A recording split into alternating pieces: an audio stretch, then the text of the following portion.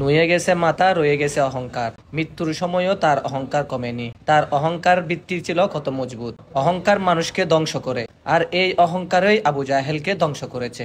আল্লাহ তাআলা বিশ্বের সমস্ত মুসলিম উম্মাকে এই ধরনের জেদ ও অহংকার থেকে মুক্ত রাখুক। আর এই সমাজে যারা আবু জাহেলের মতো জেদ ও অহংকার পোষণকারী রয়েছে, আল্লাহ তাআলা সবাইকে হেফাজত করুক, আমিন।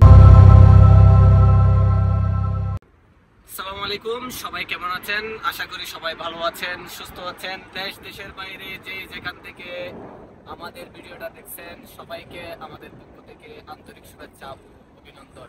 আজকের ভিডিওতে আমরা আপনাদেরকে দেখাবো মক্কা শরীফে অবস্থিত মক্কা হেরাম শরীফের পাশে সফা এবং মারওয়ার পাশে আল্লাহর নবীর দুশমন আবু জাহেলের বাড়ি, যেটি এখন বর্তমানে টয়লেট হিসাবে ব্যবহার হচ্ছে।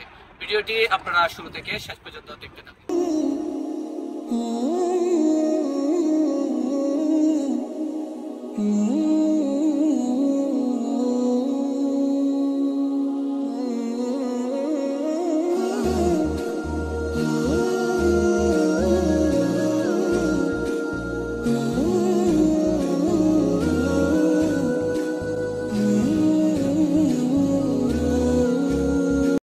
আমরা এখন চলে আসলাম নবীজির বাড়ি। নবীজির বাড়ির সামনে রয়েছে আবু জাহেলের টয়লেট। নবী করিম সাল্লাল্লাহু আলাইহি ওয়াসাল্লামের বাড়ি নিয়ে আমাদের আরেকটি ভিডিও রয়েছে, আপনারা চাইলে দেখে আসতে পারেন। আমরা এখন চলে আসছি আবু জাহেল হাম্মামের সামনে। তো এখানে মারওয়া শেষ করে আপনারা দেখতে পাচ্ছেন হাজিরা বের হচ্ছে। মারওয়া শেষ করে বের হয়ে এটাই হচ্ছে আবু জাহেলের হাম্মাম। এদিকে প্রবেশ গেট দেখতে পাচ্ছেন, হচ্ছে পুরুষ প্রবেশ গেট, আর একটা হচ্ছে মহিলা প্রবেশ গেট। এখানে যেটা দেখতে পাচ্ছেন ওটা হচ্ছে পুরুষরা প্রবেশ করে, আর ওই সাইডে হচ্ছে মহিলারা প্রবেশ করে।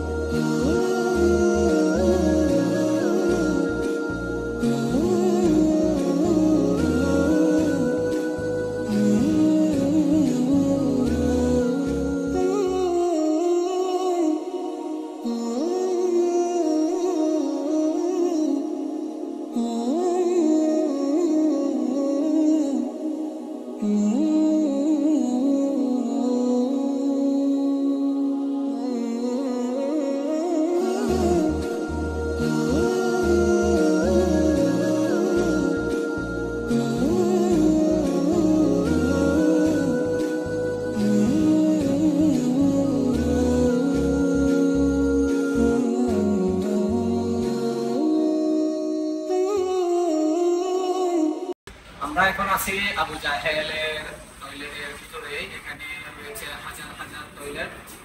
তো যারা উমরা এবং হজ করতে আসেন, সারা বিশ্বের মুসলমানরা আবু জাহেলের প্রতি ঘৃণা ছড়ানোর জন্য এখানে আবু জাহেলের হাম্মামের মধ্যে, আবু জাহেলের টয়লেটের মধ্যে আসেন।